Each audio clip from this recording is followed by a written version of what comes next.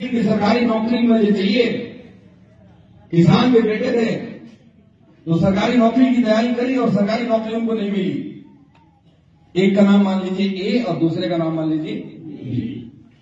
जब सरकारी नौकरी नहीं मिली, जब उनकी पढ़ाई समाप्त हो गई, अब लोगों ने बोला उम्र हो गई है, आपको कुछ तो करना पड़ेगा घर की रोजी रोटी को चलाने के लिए।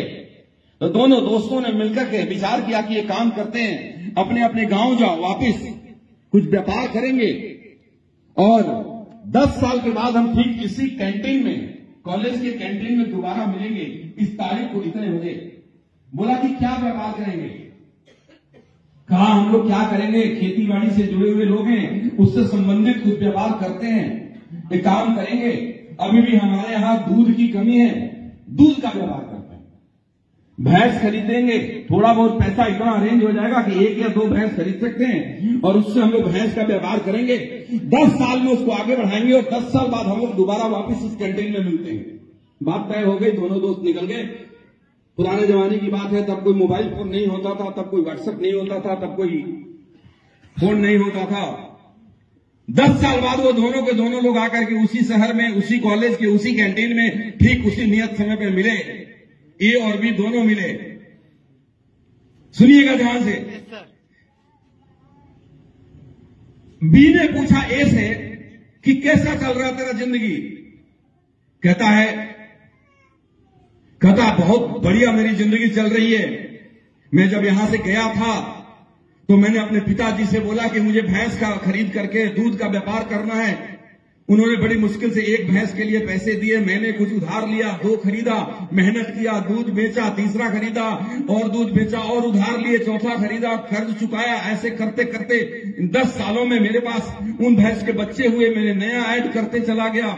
100 से ज्यादा भैंस है, 500 लीटर दूध रोज बेचता हूं, खूब सारे पैसे आते हैं, बच्चे बोर्डिंग स्कूल में पढ़ रहे हैं, छोटे छोटे बच्चे हैं, दोनों को हॉस्टल में डाल दिया है और इस बिजनेस को और ज्यादा बढ़ाने की काम कर रहा हूं।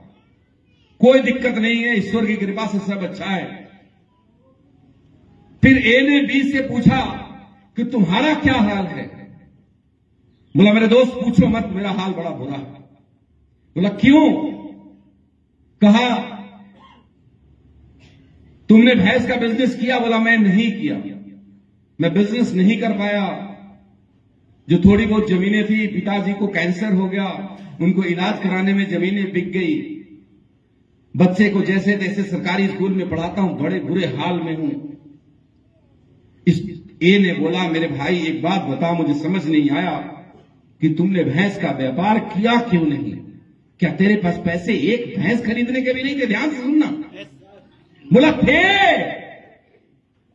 मेरे पास 1 या 2 भैंस खरीदने के पैसे थे, लेकिन जब मैंने इसकी प्लानिंग करी तो मेरे के रिश्तेदार आए और उन्होंने बोला बेटा कच्चा बिजनेस है, फलाने ने किया उसकी भैंस मर गई, चिलाने ने किया उसकी भैंस मर गई, तेरी भी भैंस मर जाएगी तो तेरा ये पैसा डूब जाएगा, इसको बैंक में जमा करा दो। तो मैंने उस पैसे को बैंक में जमा करा दिया, भैंस का व्यापार नहीं किया। फिर पूछा कि भाई अब वो तेरा पैसा जो बैंक में जमा कराया था किधर है?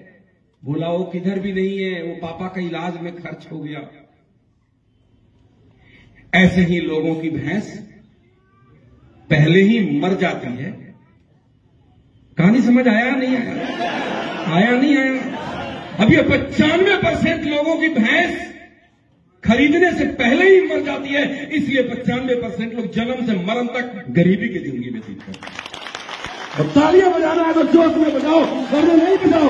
सब पूरे ताकत के साथ, पूरे जोश के साथ, पूरे हल्ला के साथ। Thank you. कहानी बड़ी सिंपल।